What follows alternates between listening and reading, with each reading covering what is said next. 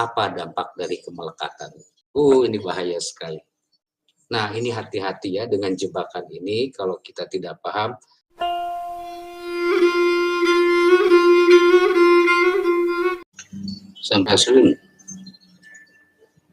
Sampurasun pada semuanya. Semoga kita semua selalu dalam keadaan sehat, selamat, bahagia, dan sejahtera tentunya. Ini saya coba menemani Anda yang sedang bekerja ataupun yang sedang istirahat untuk mengisi waktu lah. Saya ingin bahas mengenai kemelekatan, karena ternyata banyak yang bertanya kepada saya mengenai persoalan kemelekatan ini. Banyak orang beranggapan bahwa kemelekatan itu adalah sesuatu yang terkait dengan harta, dengan benda-benda, dengan barang, dan lain sebagainya. Seringkali orang beranggapan begitu, sehingga orang banyak yang takut dalam hidupnya untuk mengumpulkan materi. Ini bahaya sekali. Jadi hampir di setiap agama dan dunia spiritual selalu bercerita mengenai kemelekatan yang sifatnya duniawi. Begini sebetulnya ya, bukan sebetulnya, mungkin saya tidak pantas mengatakan sebetulnya, tapi selayaknya. Yang disebut kemelekatan itu melekat apanya? Pertama itu yang harus kita pertanyakan. Apa yang melekat? Kedua, melekat di mana? Lalu siapa yang merasakan kemelekatan ini? Dan apa dampak dari kemelekatan? Terima kasih banyak untuk yang pada hadir. Rahayu, semoga pada sehat, selamat, sejahtera semuanya. Nah, kita lanjutkan. Jadi, seringkali kita diajak dalam ruang keagamaan itu untuk menghindari benda-benda, mengumpulkan benda-benda, atau sering disebut banda. Kemudian seringkali diajak untuk melepaskan harta atau harta. Diajak untuk melepaskan itu. Nah, ini hati-hati ya dengan jebakan ini, kalau kita tidak paham, seringkali kejeblos pada pengurasan harta kita, pengurasan keuangan kita, dan lain sebagainya. Jadi coba lakukan sesuatu itu dengan pertimbangan logis dulu, dengan yang rasional. Nah, di dalam dunia spiritual, terutama saya tidak ingin mengajak tentang ruang-ruang yang lain, tapi saya ingin meninjaunya dari sisi spiritual. Saya ingin sampaikan itu. Yang dimaksud dengan kemelekatan adalah segala sesuatu yang melekat pada jiwa, bukan pada otak. Bukan pada memori. Otak itu, bilanglah otak itu terpusatnya memori, konon begitu katanya menurut kedokteran, menurut ilmu pengetahuan modern. Bukan sesuatu yang melekat pada memori kita, bukan. Yang dimaksud dengan kemelekatan adalah segala sesuatu yang melekat pada jiwa kita. Kenapa? Pertama, karena harus dipahami bahwa tubuh kita, pikiran kita, dan lain sebagainya, bukan pikiran, otak kita dan lain sebagainya, ini hanya sebuah rumah dengan segala kelengkapan peralatan yang ada di dalam rumah ini. Jadi satu, ingat ya, bahwa tubuh kita merupakan rumah. Rumah ini perlu disuplai oleh makanan, minuman, dan lain sebagainya. Rumah ini juga merupakan cerminan dari kegembiraan, kebahagiaan atas pengisi rumahnya. Ingat ya, yang kaya itu bukan rumahnya, yang kaya itu orangnya. Atau yang, ya kalau dalam dunia keseharian, kalau kita melihat sebuah rumah yang besar, mewah, lalu kita bilang itu rumah kaya. Bukan, itu rumah orang kaya. Jadi yang kaya adalah pengisinya. Demikian juga dengan tubuh kita. Yang kaya itu pengisinya. Siapa pengisinya? Sebut saja yang kita kenal, ada jiwa, ada raga. Nah, raga menjadi rumahnya, jiwa menjadi pengisinya. Lalu apa makanan bagi jiwa ini? Apa kekayaan dari jiwa kita? Yang dimaksud dengan kekayaan pada jiwa kita adalah segala sesuatu yang terkait dengan kegembiraan, kebahagiaan, segala sesuatu yang enak sekali, nyaman, dan itu yang sedang kita cari dari dalam ruang kehidupan ini adalah kebahagiaan. Itu sebabnya perjalanan manusia dalam ruang kebahagiaan ini tuh ruang kebahagiaan, cuman kitanya saja yang seringkali tidak berbahagia. Dan ini nanti akan terjawab. Bahwa sesuatu yang disebut dengan kemelekatan adalah segala hal yang terkait dengan rasa yang tidak enak di dalam si penghuni raga ini. Artinya pada jiwa.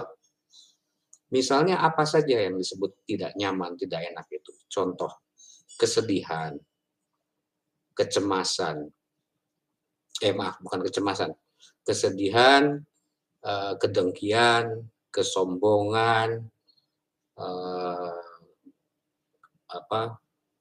begitulah, yang jenis-jenis gitu, yang kita sendiri tidak suka ya. Artinya, kalau kita saja sudah tidak suka, otak kita saja tidak suka, bayangkan dengan jiwa kita. Otak itu menyaring segala sesuatu yang akan dikonsumsi oleh jiwa kita. Maka ketika dia kebobolan, otak kita kebobolan, tidak bisa menyaring informasi atau segala sesuatu pesan yang bersifat kesedihan, kekecewaan, kedengkian, kesombongan, dan lain sebagainya. Itu jebol, masuk, lalu menempellah dia pada jiwa. Sedangkan jiwa selalu menginginkan kedamaian. Jiwa selalu menginginkan kebeningan, menginginkan keheningan. Jiwa menginginkan sesuatu yang sangat tenang dan damai. Lalu ketika dia masuk informasi-informasi yang tidak enak, atau kita menyebutnya biar gampang informasi negatif tentang kesedihan, kedengkian, kekecewaan, kemarahan, dan lain sebagainya, yang terpendam, yang lolos dari saringan otak, saringan pikiran, dia akan menjadi kotoran yang masuk pada jiwa. Maka menempellah dia pada jiwa kita. Bayangkan penghuni rumah terkena penyakit. Jadi kita anggap saja ini menjadi sebuah penyakit ya. Itulah yang dibilang penyakit. Dia menempel pada jiwa. Lalu mulailah hilang. Kenapa hilang kebahagiaan?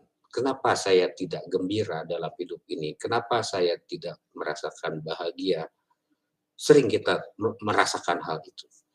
Karena pertama, kita selalu mengizinkan pesan-pesan atau nilai-nilai negatif masuk ke dalam otak kita dan tidak mampu menyaringnya. Dan selalu mengizinkan untuk masuk. Akhirnya pintu itu jebol dari otak itu. Menembus, masuk ke wilayah jiwa yang menjadi alam rasa. Bilanglah begitu. Ini agar gampang saja. Sebetulnya mungkin lebih sulit kalau diuraikan. Ya. Tapi kita ambil yang praktisnya aja agar kita semua mudah mengerti. Nah, pada saat jebol, lalu dia menempel pada jiwa, lalu kita akan mulai kesulitan untuk merasakan kegembiraan dan kebahagiaan.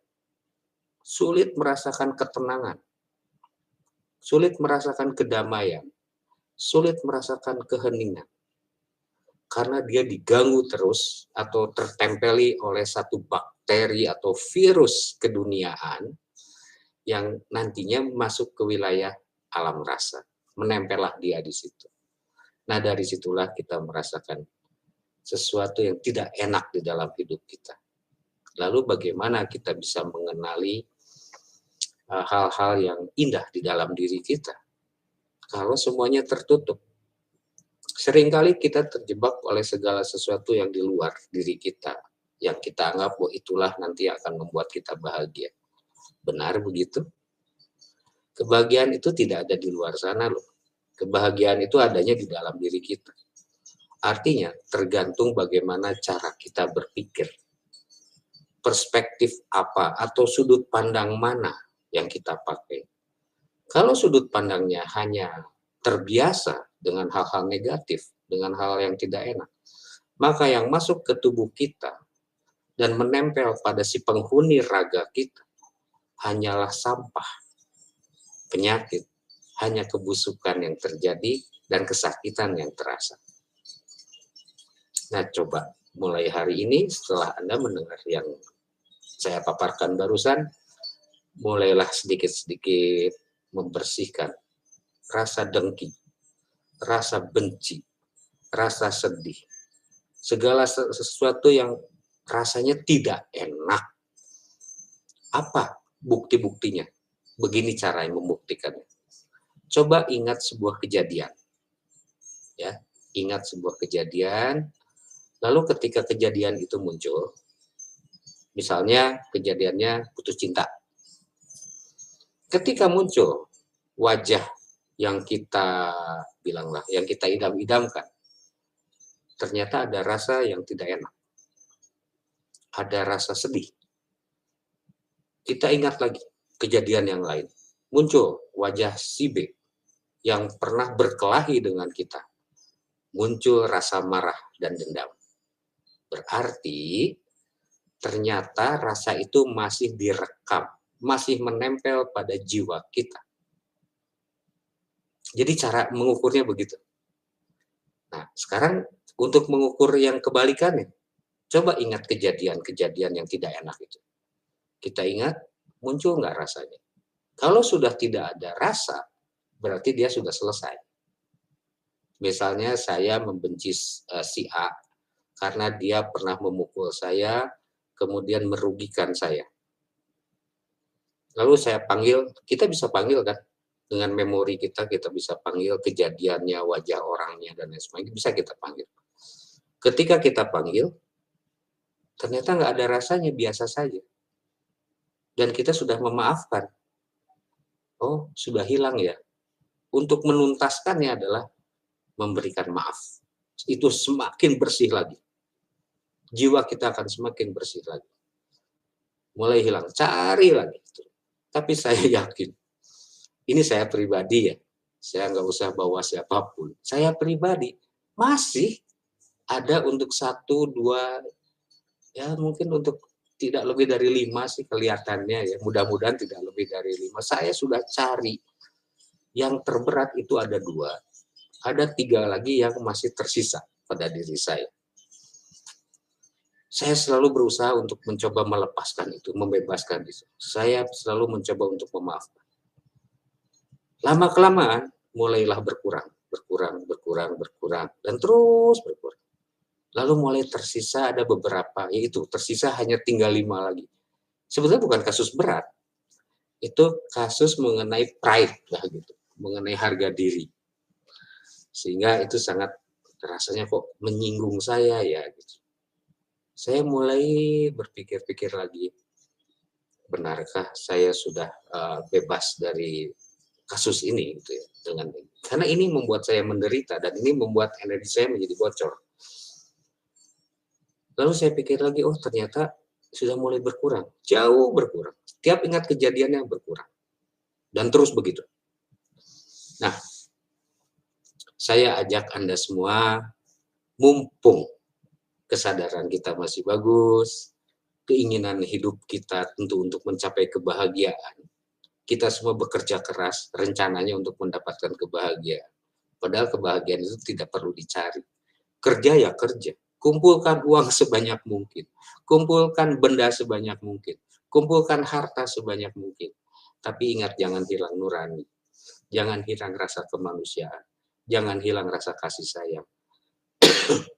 Ketika Anda bisa berbagi apa yang Anda punya, walaupun sedikit, tandanya jiwa Anda sudah tumbuh. Jiwa Anda walaupun dalam keadaan sakit pasti bisa memberi kepada orang lain. Jangan sisakan hal-hal yang negatif. Rasa-rasa yang tidak enak jangan pernah disisakan. Hapus, habisi, selesaikan. Jika sampai semua ternyata mampu bening, mampu kita cari sampai hal yang kasus-kasus yang dekat-dekat hari ini mungkin banyak masalah, banyak kasus, banyak rasa yang masuk pada diri kita yang karena dia otak kita mengizinkan hingga jebol. Ayo kita perbaiki, kita evaluasi lagi, kita selesaikan hingga tuntas semuanya. Hingga kita pulang ke rumah dari tempat bekerja dalam keadaan sehat, dalam keadaan bahagia, dalam keadaan gembira. Kita tidak menyimpan sampah di dalam jiwa kita. Di dalam tubuh kita, kimianya juga menjadi bagus. Kimia tubuh kita menjadi bagus. Tidak memicu hormon-hormon yang tidak diperlukan oleh tubuh. Karena itu menjadi biang penyakit pada diri kita, pada tubuh kita. Bayangkan kalau penyakit itu hingga menembus dan merusak bagian jiwa. Itulah yang sering disebut sebagai sakit jiwa. Orang terjebak pada sebuah rasa, ditunjang dengan memori yang sama, berputar di situ terus dan dia tidak bisa keluar dari rasa itu. Kemudian juga tidak mampu memperbaiki sistem kerja pada otak, tidak mampu menyelesaikan itu. Oleh sebab itu, setelah Anda mendengar ini, mumpung kita masih sehat, kesadaran kita juga masih bagus, lalu daya hidup kita juga masih tinggi, ayo sama-sama merenung sebentar saja. Sekarang juga boleh. Sambil merenung, sambil mengingat, oh saya ternyata benci sama si Anu. Saya ternyata memiliki kesedihan terhadap satu kejadian tertentu. Nah, kemelekatan itu mulai kita bersihkan sedikit-sedikit dari jiwa kita, hingga jiwa kita akan kembali bening, kembali jernih, kembali tenang. Dari situlah kehidupan kita akan jauh lebih baik. Kehidupan kita akan jauh lebih nyaman.